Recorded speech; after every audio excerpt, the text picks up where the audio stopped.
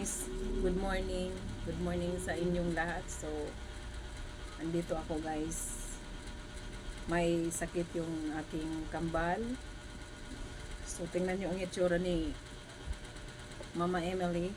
Parehas sila may sakit, may nararamdaman. Kaninang kahapon pa. So, ngayon, papadoktoran ko sila. Tapos, nakuha kong number ay panghapon na.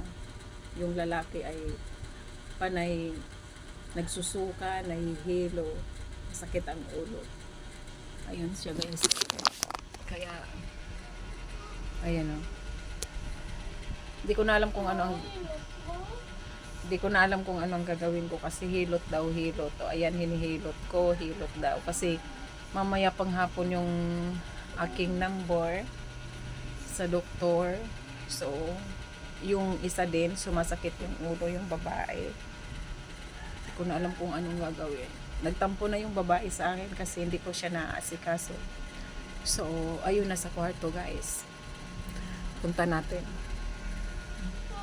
Dalawa sila, takbo doon, takbo dito. Tapos tumatabi dito yung babae. Ito na, asikaso ko kasi pag nagsusuka, nagpapahilot sa likod.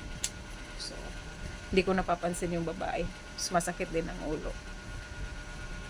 Kahapon lang to guys sa kambal ko, ayan o. Nandito na yung babae, kumulong na sa kwarto, nandito na sa kwarto. Tingnan natin. Saglit lang baby, puntan kita. Dito na siya o. Ayan na, kumumot na. Hi bebe. Bebe, ayan na o. Umiiyak na rin to, umiiyak na o. Ayan, tumatawag na yung lalaki ko. Kaya mahirap. Ayan. Ano? Ano, okay ka lang? Ano nararamdaman mo? Ha? Oh, girot na.